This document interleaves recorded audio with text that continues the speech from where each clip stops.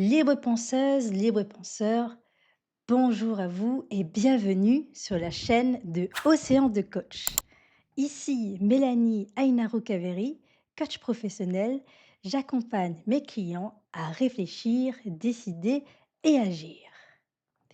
Et aujourd'hui, nous nous retrouvons donc pour un nouveau bric-à-brac d'idées et nous allons nous rapprocher du domaine de la santé, de la recherche médicale. Et nous avons avec nous aujourd'hui une invitée. Et sans plus tarder, allons l'accueillir. Bonjour et bienvenue Claudie. Bonjour Mélanie, bonjour à tous. Bien, je suis ravie de te recevoir dans ce bric-à-brac d'idées. Pour commencer, peux-tu te présenter? Bien sûr, je m'appelle Claudie Lemercier. Je travaille pour l'Institut national de la santé et de la recherche médicale, INSERM en abrégé.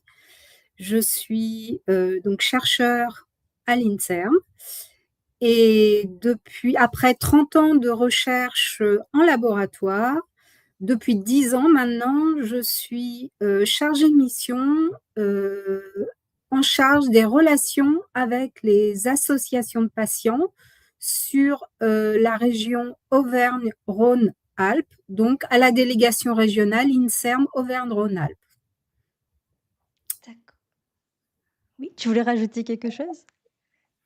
Non, comme vous le savez, la région Auvergne-Rhône-Alpes, c'est une très très grande région, 12 départements, 300 kilomètres entre Clermont-Ferrand et Grenoble. Donc c'est une région où il y a beaucoup de choses qui se passent, beaucoup d'associations de patients et beaucoup de laboratoires INSERM aussi. Et je sais que tu organises aussi des événements où se réunissent les chercheurs, les associations et aussi le grand public également. Et donc, il y a dans cette, il y a aussi ce souci-là, en tout cas, j'avais envie de dire de vulgarisation, en tout cas de compréhension. Et moi, je voulais savoir, au moment où tu as commencé ta carrière, est-ce que tu t'imaginais, en tout cas, de faire, en fait, cette transmission-là au grand public, cet effort de vulgarisation? Alors, pour être honnête, pas du tout. On va dire que c'était pas du tout un choix de carrière. J'étais très, très, très contente avec mon travail de laboratoire à la paillasse. Et on va dire que je ne connaissais les associations de patients euh, que parce qu'ils m'avaient fourni des bourses de recherche ou des financements pour mon travail de recherche. Euh, En dehors de ça, je connaissais pas beaucoup ce que c'était une association de patients. Et il y a un peu plus de 10 ans maintenant, lorsque j'ai fait ma transition du laboratoire vers les associations de patients, ben j'ai tout découvert. Ça a été on va dire, une réorientation. J'ai vraiment découvert qu'est-ce que c'était une association de patients, euh, quel était leur travail. Alors, il y a des grandes, il y a des petites, il y a des nationales, il y a des régionales, il y a des départementales, il y a des que locales. C'est vraiment un monde très, très particulier et qui est très hétérogène également. Mais ce qu'il faut savoir, c'est que c'est dans ces associations de patients, il y a énormément de bénévoles, des gens qui s'investissent et qui cherchent à aider les autres malades comme eux. D'accord. Donc, ce sont des personnes donc qui s'investissent et qui aident à. Est-ce que tu peux nous dire un peu plus, par exemple, sur cette association de patients? Voilà, Qu'est-ce que c'est que les ouais, associations de patients? Eh ben, on va dire que ce sont elles regroupent ces associations de patients, des familles, des malades, des aidants qui sont touchés par un même problème de santé. Donc, comme je l'ai dit, il y a des associations qui existent au niveau national et qui ont des délégations soit dans les régions, soit même dans les départements, où il y a des associations qui ne sont que régionales. On va les trouver localement, par exemple sur Lyon ou sur Grenoble ou dans d'autres villes. Les grandes associations qu'on connaît, qu'on trouve partout, quasiment dans tous les départements, c'est par exemple la Ligue contre le cancer.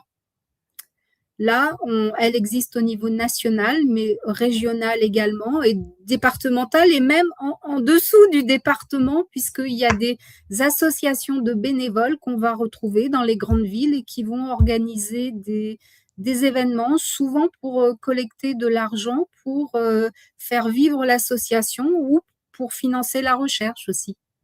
D'accord, et par rapport au grand public, comment ça se passe? Est-ce que le grand public peut frapper à la porte, de ces associations-là? Par exemple, une personne aidante ou quelqu'un qui a des connaissances et patients, ils peuvent, aller voir ces associations-là pour devenir bénévoles? Comment ça se passe? Bien sûr, bien sûr. Trouver des bénévoles, je crois qu'en ce moment, c'est très difficile puisqu'il y a pas mal d'associations qui ont fermé, ou il y a du roulement aussi, parce que les présidents d'associations, c'est quand même un gros travail bénévole qui est effectué. Et si les personnes sont malades, c'est parfois une charge quand même très importante.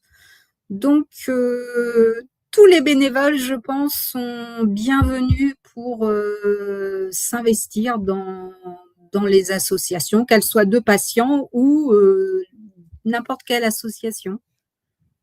D'accord, et du coup, pour revenir tout à l'heure à cette idée de communiquer avec le grand public qui enfin et de cette, de t'être rapproché aussi de ces associa de travailler avec les associations de patients. Donc tu as parlé que c'était, des découvertes. Est-ce que tu peux nous en dire un peu plus, sur ces découvertes-là pour toi? Oui, bien sûr. Alors, c'est pas arrivé non plus par hasard, parce que travaillant à l'INSERM, donc l'Institut national de la santé et de la recherche médicale, les découvertes, les travaux de recherche qui sont faits à l'INSERM ont un but, c'est d'améliorer la santé humaine et de trouver des solutions pour les maladies où il n'y a pas eu encore de médicaments ou de solutions thérapeutiques. Donc, on va dire que ça paraît évident qu'il y a une connexion entre les associations de patients et l'INSERM, parce que l'INSERM travaille entre autres pour les associations de patients également, et bien sûr pour tout le grand public, hein. Mais le but, c'est bien d'améliorer la santé humaine et de trouver des, des pistes thérapeutiques pour les malades. Mmh. Il y a cette idée de recherche participative, c'est Alors, la recherche participative, c'est encore autre chose, parce qu'il oh, y a la recherche qui est faite en laboratoire, on va dire quasiment exclusivement par les scientifiques. Euh, et puis, il y a une autre recherche qui se met en place, qui s'appelle la recherche participative, où à côté des scientifiques, il peut avoir des associations de malades, des collectifs, des soignants qui participent aux côtés des chercheurs à un projet de recherche. Et ce projet de recherche, il doit être co-construit entre les scientifiques et puis les non-académiques, on va dire, qui participent à ce projet de recherche. C'est vraiment quelque chose qui se fait en commun, et où la part des associations de patients, si les participants sont des associations de patients, est importante et souvent ne peut pas être remplacée par autre chose, parce que les scientifiques n'ont pas forcément les connaissances, les mêmes connaissances que les associations de patients. Les associations de patients, elles ont une connaissance, on va dire, expérientielle de la maladie, alors que les scientifiques, souvent, ont une connaissance, on va dire, théorique, je dirais, plus de la maladie. Mmh.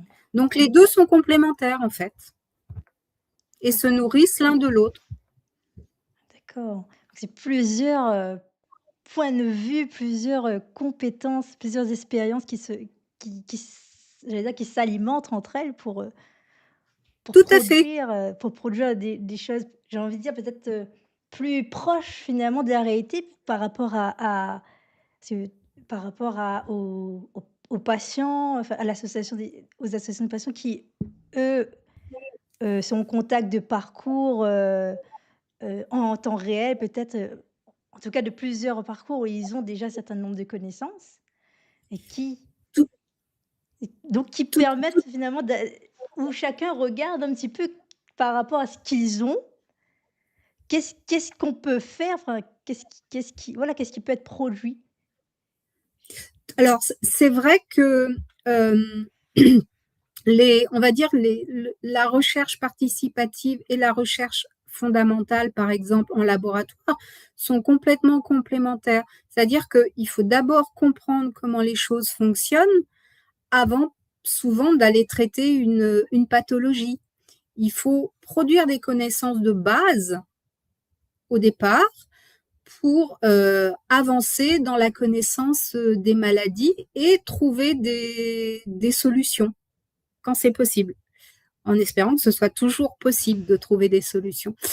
Et c'est vrai que la recherche participative, elle est plus proche des préoccupations des associations de malades, par exemple, parce que c'est souvent apporter un projet de recherche participative, c'est souvent apporter une solution, enfin, oui, une solution à un problème concret, qui est souvent aussi un problème de société.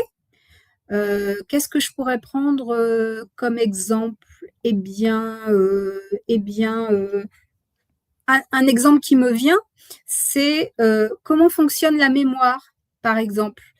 Et il y a eu un projet qui a été fait, qui s'appelle, donc j'ai oublié le nom de ce projet, mais c'est un projet avec des comédiens de théâtre qui ont quand même une mémoire assez exceptionnelle.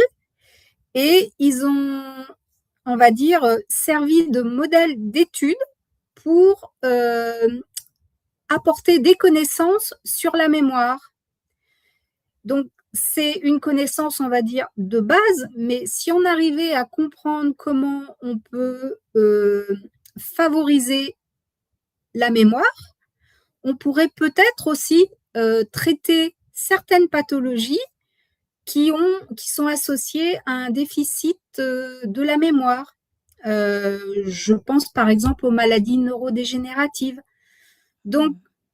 comprendre, on va dire, une situation de base permet éventuellement de traiter une pathologie. D'accord. Je ne sais pas si je suis claire dans ce que je dis. En fait, ça nécessite d'avoir, j'allais dire certaines données, certaines connaissances de base pour pouvoir, alors la fin, j'ai oublié la fin pour, C'est pouvoir, produire une solution, peut-être proposer, ça. proposer une solution et moi j'avais une question par rapport, à la recherche participative. Donc il y a le fait de chercher des données et à ce moment-là, est-ce qu'on a déjà, est-ce que si on a déjà des questions clairement formulées ou alors ce sont des thèmes qui sont, déjà, qui sont posés et qui par la suite se précisent? Heu, je me demandais comment ça se Alors, passe? Heu, tout est possible si on prend un projet de recherche participative. Eh ben, il peut être à l'initiative des chercheurs ou il peut être à l'initiative d'une association de patients ou d'un collectif qui a une question particulière.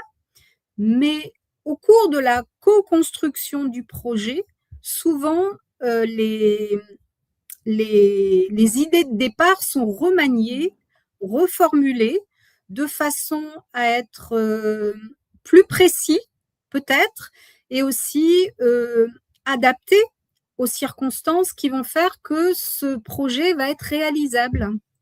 Donc, il y Mmh. a souvent une reformulation et on va dire, une digestion au cours des différentes réunions qu'il y a entre les différents participants, une digestion et de façon à arriver à à élaborer un projet qui va pouvoir être réalisable. D'accord. Donc c'est vraiment il y a l'idée qui naît et qui peut vraiment qui va évoluer en fonction des découvertes que l'on va faire et dedans il y a aussi, dans ce que j'entends dans cette, recherche participative, il y a ce souci-là d'aller sur quelque chose, je sais pas si c'est le bon mot, tu me diras, mais, quelque chose d'opérationnel peut-être? De quelque chose Alors, de je ne sais pas si on concret peut dire ouais, opérationnel, mais on peut dire que c'est quelque chose qui sera au plus près des préoccupations des patients, d'accord. qui pourra peut-être répondre à un problème concret des patients, des associations de patients. D'accord. Cette logique-là, ça me fait penser à l'approche, agile qu'il y a, c'est surtout en informatique, qui est justement, cette idée de commencer, par quelque chose, à produire quelque chose qui, bah, justement, au fil des modifications, au fil des avancées, des stades, pour que ça se correspond au plus à ce qu'il y a dans la réalité. Plutôt que de faire, quelque chose, où on produit des choses, par exemple, il y a un cahier des charges, quelque chose comme ça. Il y a les cahiers des charges et qu'on fait des choses du cô de chacun de son côté et qu'ensuite à la fin, bah, on remarque que ce qui a été, produit ne correspond pas à ce que à ce que souhaitaient les bénéficiaires, à la fin, quoi. Alors Puis ça, on va dire que je pense que ce cas de figure arrive tout le temps en recherche, parce qu'en recherche, la bonne réponse, elle n'est pas écrite d'avance. Il faut aller la chercher. Donc ça veut dire qu'on va c'est pas un cheminement direct. On va aller en avant, on va s'apercevoir que c'est pas forcément une piste, intéressante ou prometteuse. On va revenir en arrière, on va utiliser d'autres, options, par exemple. Et donc c'est rarement la recherche est rarement un chemin, linéaire. Il y a beaucoup d'échecs et mmh, on apprend de ces échecs pour rebondir et repartir dans une autre direction. Donc, il d'accord. faut être prêt à, à utiliser les échecs, si je puis dire, pour enfin, les considérer comme une piste pour aller de l'avant, en fait. Mmh et comment on constate qu'une piste a été un échec? Enfin, comment on constate qu'il y a eu un échec? Alors, ben, au départ, en recherche, on part d'hypothèses. Et si, malgré quand on cherche en laboratoire, hein, pas forcément en recherche participative, mais quand on cherche en laboratoire, on s'aperçoit parfois qu'on arrive, hem, avec les connaissances qu'on a autrement, on s'aperçoit qu'on arrive à une voie sans issue, c'est-à-dire on ne peut plus avancer. Mmh, Donc, on ne peut plus avancer et on n'a pas répondu à la question qu'on s'était posée ou à l'hypothèse qu'on s'était posée, qu'on avait formulée. Donc, on est obligé de revenir un petit peu en arrière, reformuler d'autres hypothèses ou des hypothèses complémentaires pour, repartir de l'avant et avancer dans une autre direction. d'accord et là, j'étais en train de penser à Karl Popper, le critère, de réfutabilité, si je ne me trompe pas et donc c'est-à-dire, est-ce que, par exemple, c'est-à-dire qu'en amont, il y a des moments où est-ce que C'est-à-dire vous avez mis par exemple des est-ce qu'il a été mis des critères? On s'est dit: «Si ça, si ça, c'est si ça et à ça, alors, l'hypothèse n'est pas bonne», par exemple? Ou est-ce qu'il y a des choses comme ça? Hem, je crois que la recherche, c'est beaucoup on est beaucoup sur le terrain quand même avec, des on va dire, si on fait de la recherche en biologie, par exemple, en laboratoire, hem, on va utiliser des molécules, des cellules et cetera et on peut arriver à effectivement à des limites, qu'on n'arrive pas à franchir, Mmh. pour le moment. Mais peut-être qu'un jour après, elles pourront être franchies à l'aide peut-être de nouvelles connaissances qui vont être produites. Mais on n'a pas toutes les réponses d'avant, on n'a même aucune réponse, je crois bien, au départ. Il faut vraiment aller creuser pour, trouver, un début de réponse, continuer, dans une direction. Il y a aussi le cas où, les travaux de recherche qu'on mène, n'aboutissent pas du tout à, ce qu'on cherchait. Mmh. Par exemple, les antibiotiques ont été découverts complètement par hasard. Ils ont été découverts, par hasard, un chercheur, avait cultivé des bactéries, sur des boîtes de culture. Il les a laissées dans l'incubateur, il est parti en vacances et il a découvert en rentrant de vacances, il a vu qu'il y avait des champignons qui avaient poussé, mais autour de ces champignons, il n'y avait pas de bactéries. Donc il a émis l'hypothèse que peut-être les champignons produisaient une substance qui détruisait les bactéries. Et donc, ça a été la découverte des antibiotiques, mais il ne travaillait pas du tout là-dessus, le chercheur. Donc, parfois, il faut aussi interpréter ce qu'on a, même si c'est pas du tout notre sujet de recherche, mais on peut aussi faire de grandes découvertes comme ça. Les découvertes au hasard, mais quand même, il a fallu la ténacité Mmh. d'un chercheur pour aller explorer la piste qu'il n'avait pas compris. Ouais. Et là, dans ce que tu vois qu'il y a vraiment énormément de choses fascinantes parce que, enfin, déjà, il y a le fait, déjà, d'être bloqué. Eh bien, des fois, c'est parce qu'actuellement, donc, on n'a pas, encore tous les éléments pour avancer et puis, il y a, j'allais dire, le cas des antibiotiques, la sérendipité où on cherche C'est quelque ça, chose et finalement on trouve une autre chose. c'est ça, c'est tout à fait ça. Il peut avoir on peut s'engager dans une piste, mais trouver quelque chose de complètement à côté, mais très intéressant. Voilà, et il ne faut pas passer à côté de ça quand c'est possible. Mmh. Du coup, ça j'ai envie de dire, en même temps, ça crée ou ça donne envie de créer un rapport vraiment, hem, un rapport ouvert à l'erreur, à j'allais peut-être dire à l'incertitude, oui, c'est ça, à l'incertitude du moment pour, parce que je me dis, bah, ça demande aussi une disponibilité quelque part, une certaine disponibilité pour pouvoir accéder ensuite à cette découverte-là. Il faut être, je pense que euh, on a énormément d'incertitudes en recherche. Je dirais même que c'est la base du travail, l'incertitude. Et on a plus d'incertitudes que de certitudes, en fait. Parce que aussi, les connaissances qu'on a actuellement, demain, elles seront peut-être différentes. Donc, il faut garder ça à l'esprit. Ce que l'on peut interpréter aujourd'hui, c'est avec les connaissances qu'on a à l'heure actuelle. Mmh. Si les connaissances évoluent dans une autre direction dans l'avenir, il se peut qu'on soit obligé de réinterpréter certains résultats. Ça, c'est une possibilité.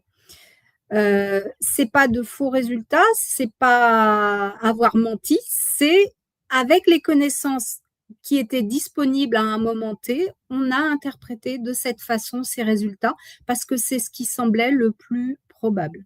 Voilà. Mmh. Dans l'avenir, c'est comme ça la recherche, hein, ce qui est vrai aujourd'hui peut être remis en question ou interprété différemment dans l'avenir. Il faut garder ça à l'esprit. C'est ça et ça, enfin, je me dis quand il y a une méthode, qu'on est, par exemple avec l'esprit, la démarche scientifique, c'est quelque chose ça c'est quelque chose que vous appreniez. C'est vrai que je me dis, ça peut être quelque chose de déjà de faire face à l'incertitude, ça peut être très difficile et moi je me posais la question parce que, donc il y a dans tes activités, il y a des choses qui se tournent ici vers le grand public et donc je me posais la question sur ces choses-là, comment c'est reçu? Parce que, par exemple, voilà, il y a ça déjà, le fait de dire qu'il peut y avoir, des évolutions, mais je pensais également, le fait, par exemple, de passer, et par exemple, juste tous les biais qu'il peut y avoir avec, les la corrélation. Toutes ces en fait, tous ces raccourcis, c'est-à-dire quand on n'a pas, par exemple, de méthode, tous ces raccourcis qu'on l'on peut faire avec, par exemple, une simple corrélation, dire, al je qu'est-ce que je pourrais dire? Comme que, voilà, je vais dire un truc, rien à voir, mais par exemple, dire que parce qu'il y a la pleine lune, donc on a remarqué qu'il y avait, je sais pas moi, plus de nouveau-nés, enfin je sais pas trop quoi. Mais en fait, Alors, c'est mettre un peu une causalité ou quelque chose comme ça. alors, une corrélation, c'est pas une preuve scientifique. Ça veut dire que les deux événements ont la même tendance, évoluent de la même façon ou, enfin, on peut faire une correspondance entre deux événements ou deux résultats, mais une corrélation n'est pas une preuve scientifique. Donc, il faut bien garder ça à l'esprit. La preuve scientifique, elle doit être trouvée par d'autres méthodes en laboratoire, par exemple, où on ne peut pas. La science, elle n'est pas basée sur des corrélations, elle est Mmh. basée sur des preuves scientifiques. Et il faut bien garder ça à l'esprit. Euh, Après, concernant le public, on informe toujours le public que la science, ça prend beaucoup de temps. Mmh. Ça prend beaucoup de temps. C'est pas quelque chose qui va être fait en 1 an, en 2 ans. Par exemple, si pour développer un médicament, ça va de la recherche au laboratoire, puis après ça va être testé sur l'animal, après ça va être testé sur un petit groupe humain, après ça va être testé si ça marche sur un groupe humain un peu plus important, et puis après sur une population. Et avant ça, il y aura une demande d'autorisation de mise sur le marché. Et ben, tout ce processus du laboratoire jusqu'à la mise sur le marché, ça peut prendre 10 à 15 années. C'est D'accord. quelque chose qui est très long parce que il faut respecter des procédures, il faut respecter des protocoles, il faut respecter des démarches administratives, etc., etc. Donc ça prend du temps. Ça prend du temps, ça prend beaucoup de temps. D'accord et donc pour toi, quels ont été les défis là de cette, transition-là, d'aller, vers le grand public? Alors, effectivement, ça a été un défi.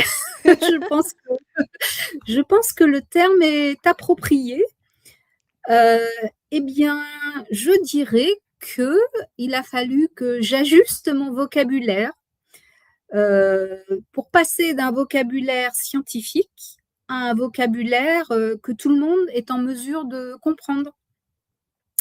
C'est-à-dire que j'explique tout.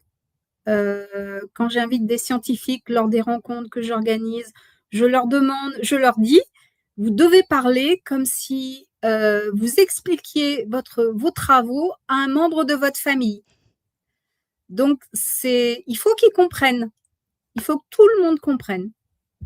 Donc, ça a été moi un de mes challenges, c'est ne plus parler avec des abréviations, parler dans un vocabulaire que tout le monde pourra comprendre, j'espère. Euh,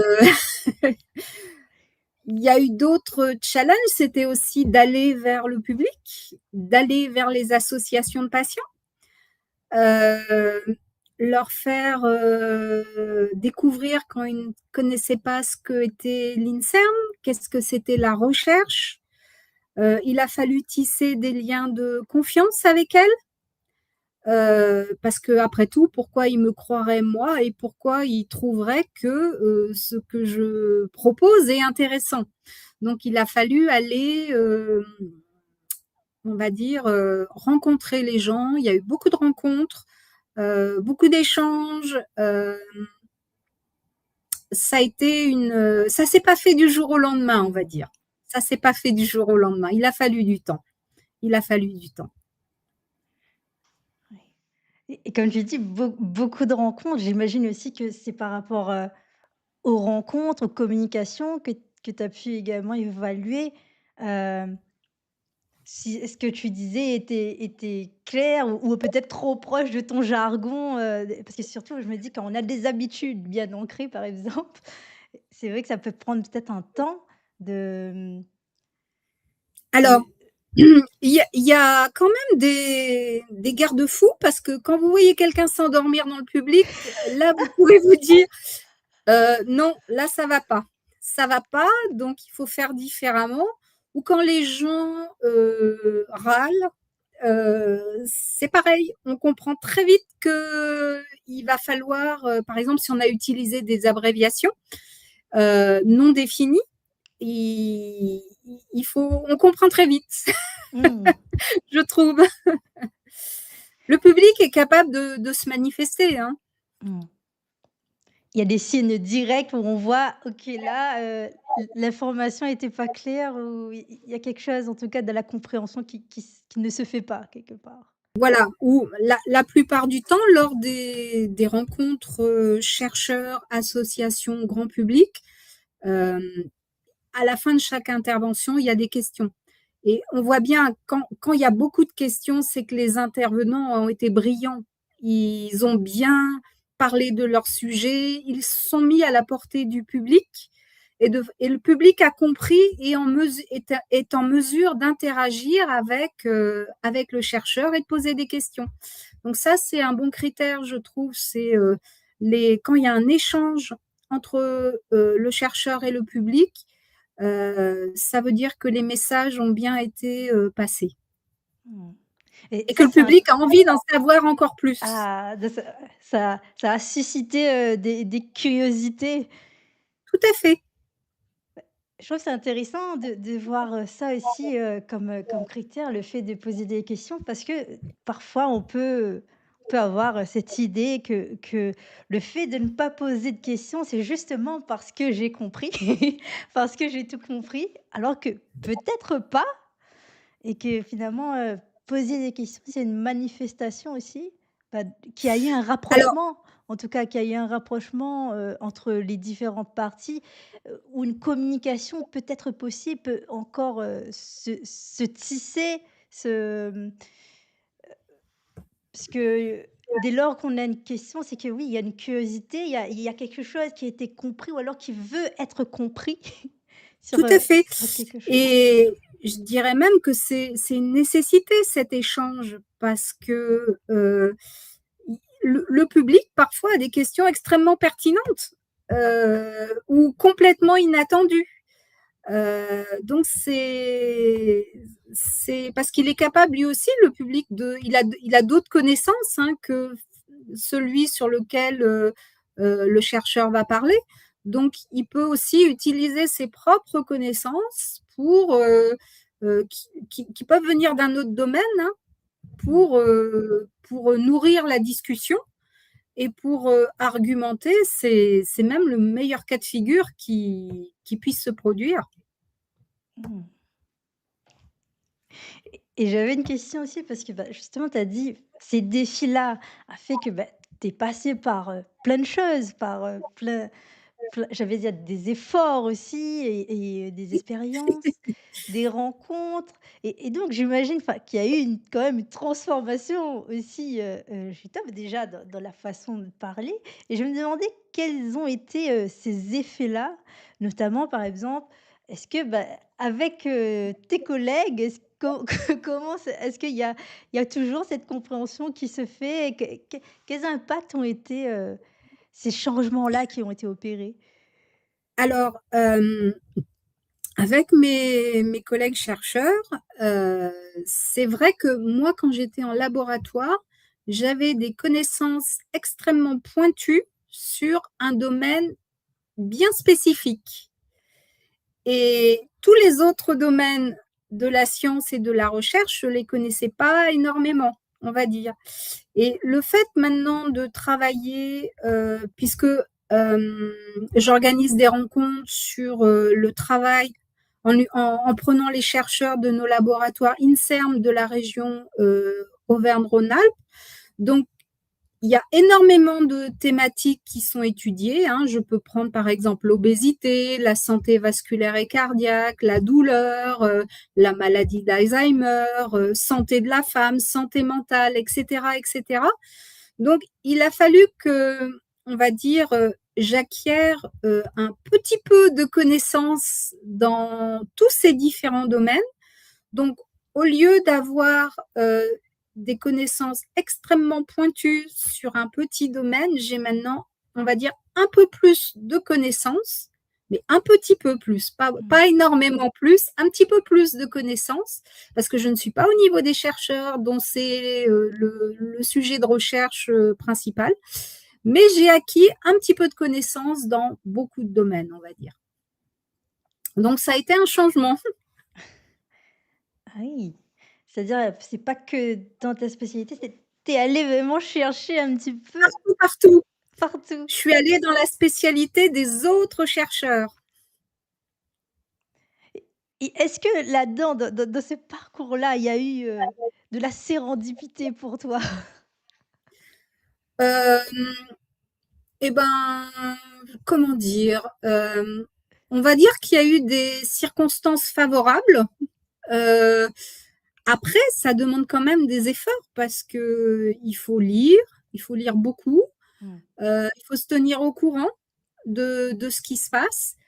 Hem, il faut garder l'esprit ouvert, il faut discuter parce qu'en fait, on apprend plein de choses en discutant Mmh. avec, d'autres chercheurs. Et je dirais que c'est même peut-être le meilleur moyen d'acquérir des connaissances, assez rapidement. Voilà. C'est-à-dire de discuter, avec les autres, c'est un moyen donc d'acquérir des connaissances plus rapidement, Tout c'est à ça? fait, tout à fait. Je pense, dans diff ou alors en les écoutant. Moi, quand j'organise des rencontres, mais j'apprends comme le public des choses. Donc, je me nourris de ces choses pour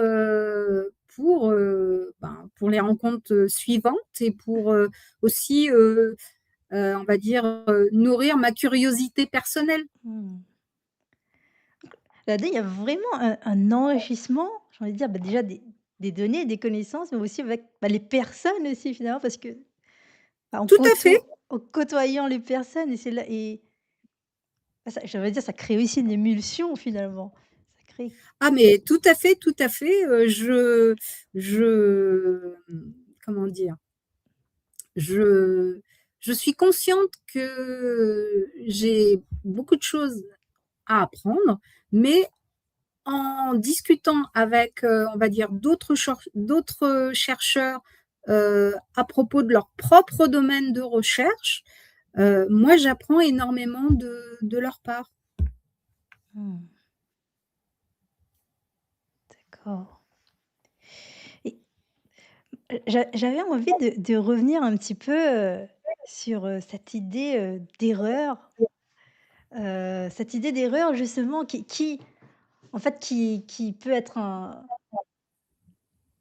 en dehors en tout cas de la démarche, ici, de la démarche scientifique. L'erreur, ça peut être quelque chose qui effraie, qui fait peur. Est-ce que si tu avais quelque chose à dire, allez, au grand public par rapport, à l'erreur, peut-être un conseil ou quelque chose, qu'est-ce que tu dirais aux personnes qui sont un peu effrayées, de faire des erreurs? Des erreurs, bah, je pense que l'erreur est humaine et c'est une source d'apprentissage finalement. À partir du moment où on reconnaît son erreur, c'est une source, d'apprentissage. L'erreur, bon, c'est parfois dommage, mais je dirais que l'erreur fait partie du processus, qui nous permet d'avancer. Hem, je crois même qu'on doit rebondir, hem, après ces erreurs, de façon à progresser et puis aller de l'avant.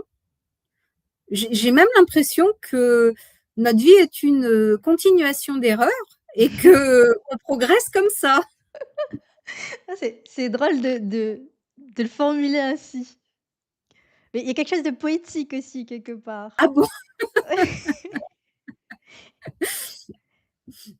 C'est vrai que bah, en tout cas, c'est vraiment inspirant les idées que tu donnes parce que ça mène déjà, j'ai envie de dire, à une curiosité, à une recherche, à cette idée de se nourrir et se nourrir aussi de l'autre aussi, nourrir l'autre aussi parce que tu le transmets Tout aussi à fait, finalement. Tu fais tout aussi à cette fait. transmission. Et il y a aussi, j'ai envie de dire, cette chose qui peut être difficile dans l'apprentissage aussi, qui est de résister à l'immédiateté et Ah, alors immédiateté et recherche, ne font pas bon ménage. En général, ça ne marche, jamais. On aimerait avoir des résultats rapides, beaucoup plus rapides, mais c'est pas le cas. La science prend du temps. La science bien faite prend du temps et il faut l'accepter, il faut l'accepter. mmh. Mais ça, Par exemple, oui. pour produire un article de recherche, ça prend 2 ans, 3 ans, 4 ans. Ça, c'est du temps. Ça veut dire, c'est un résultat qu'on a bien ficelé et qui va être soumise pour publication, reviewée par des spécialistes du domaine et qui vont dire, eh ben oui, on est plutôt d'accord avec vos résultats, ou alors on n'est pas d'accord avec vos résultats, il faudrait que vous fassiez ci, ça pour, prouver davantage ce que vous voulez, affirmer. Mmh. Hem, ça prend du temps, ça prend du temps, ça prend beaucoup de temps. Et Mais c'est et peut-être nécessaire finalement. mmh.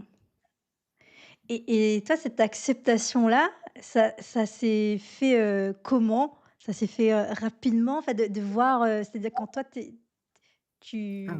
donc tu as commencé ta carrière et enfin, tu es rentrée dans tous ces processus-là, ça s'est fait comment cette acceptation-là de Et oui.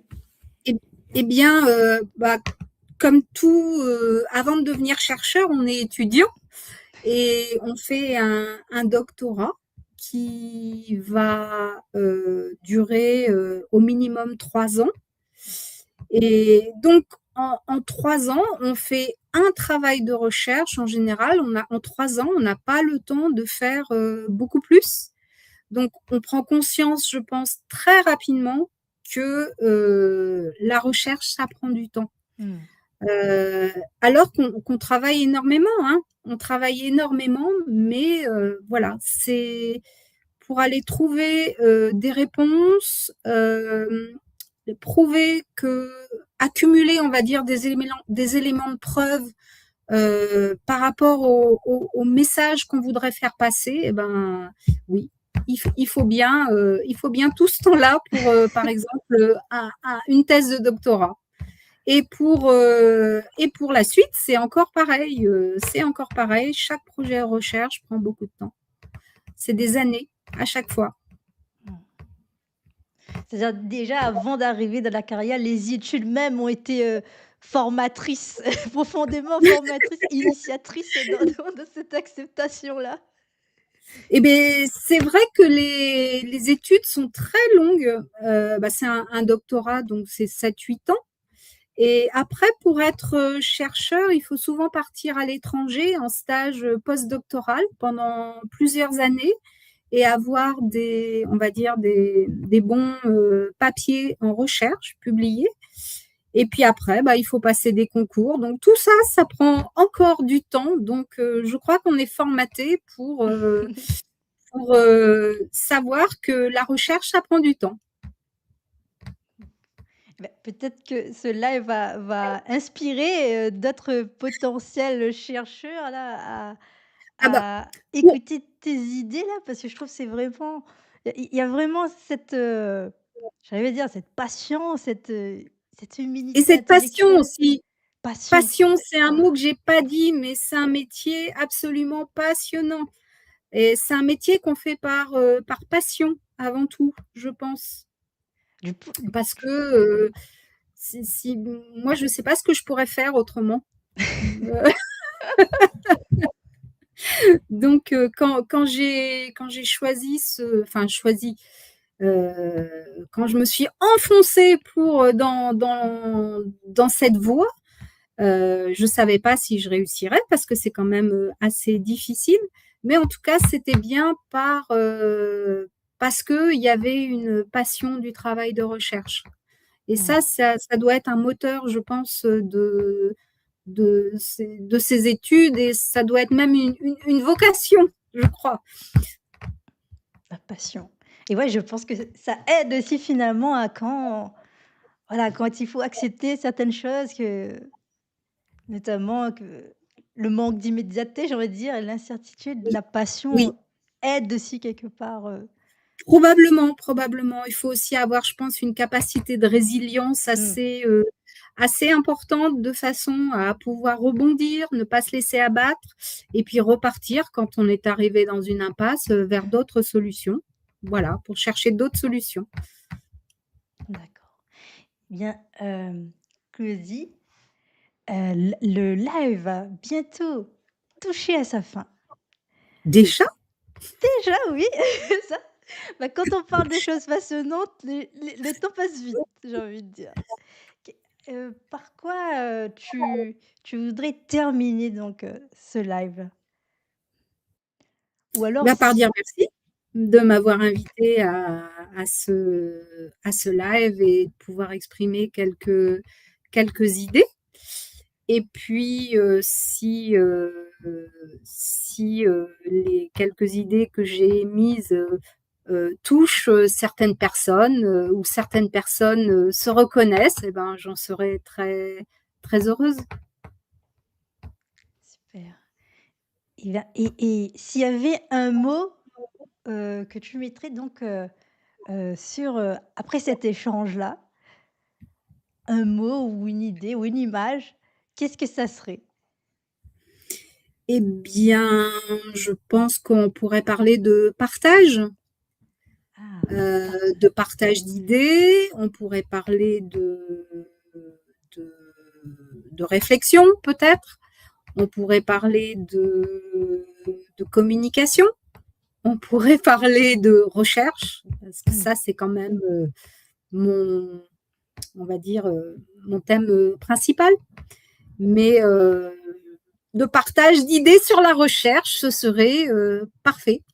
ah, partage d'idées sur la recherche et Tout en à tout cas fait. merci Claudie parce que justement les partages ont été riches dans autant sur, les associations de patients, sur, la recherche participative et tout, finalement j'allais dire aussi, tout l'esprit, finalement aussi l'esprit aussi, scientifique quelque part aussi, toute Tout à fait. l'exigence que que cela demande. Je trouve que ça a été, véhiculé en tout cas dans ce live-là et en tout cas, je te remercie pour ce partage-là qui déjà Merci moi Mélanie. m'inspire et qui je l'espère inspirera aussi nos auditeurs. Alors le live touche à sa fin. Je vous remercie d'avoir regardé ce live et je vous dis À très bientôt pour un nouveau bric-à-brac d'idées. Au revoir.